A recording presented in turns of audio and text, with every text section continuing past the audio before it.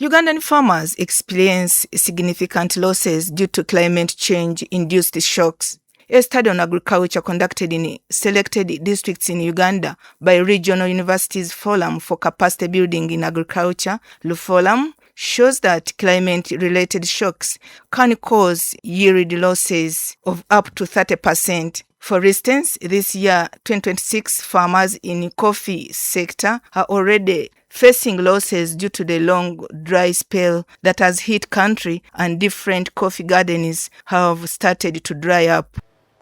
So, as farmers, that is the experience we are going through. The dry season this year has been a little bit abnormally long.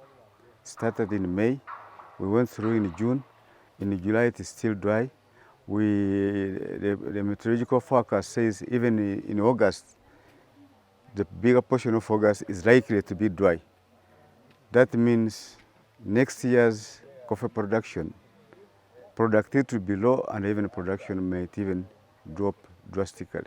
According to the coffee breeder in the National Coffee Research Institute in Mukono, Dr. Pascal Musoli, the long dry spell has caused the coffee flowers to abort, hence threatening production. Such scenarios affect the cash flows for farmers, since coffee is one of the major cash crops the country has. Coffee is a crop which loves both the dry and the wet season. And because of that systematic appearance of the dry and the wet season, the coffee can do very well. However, if the rains become too much, the coffee will not flower.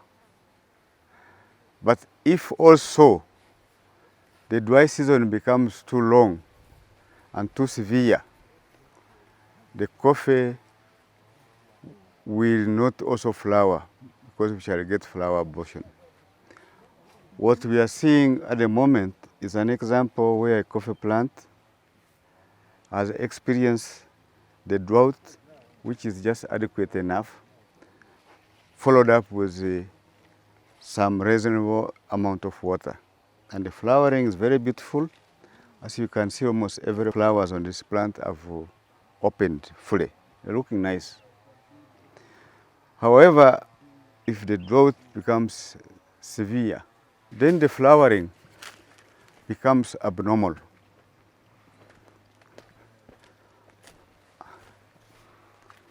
You can see these plants here.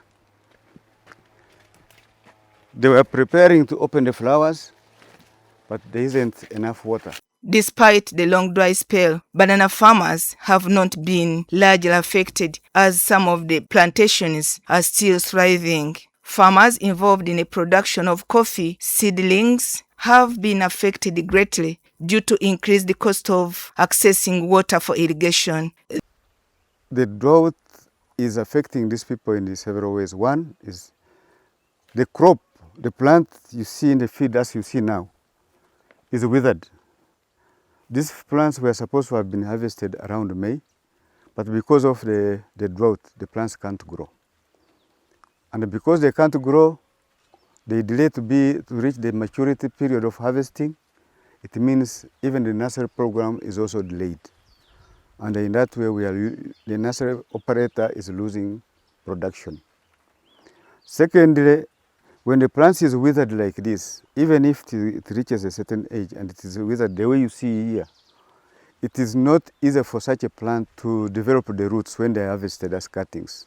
This necessitates strategic investment in areas of both small and large-scale irrigation schemes to help farmers reduce on the climate-induced losses. Meanwhile, the Permanent Secretary, Minister of Water and Environment, Dr. Alfred Okotokidi, says the season is likely to be warmer than usual. Most part of the country will receive below average rainfall.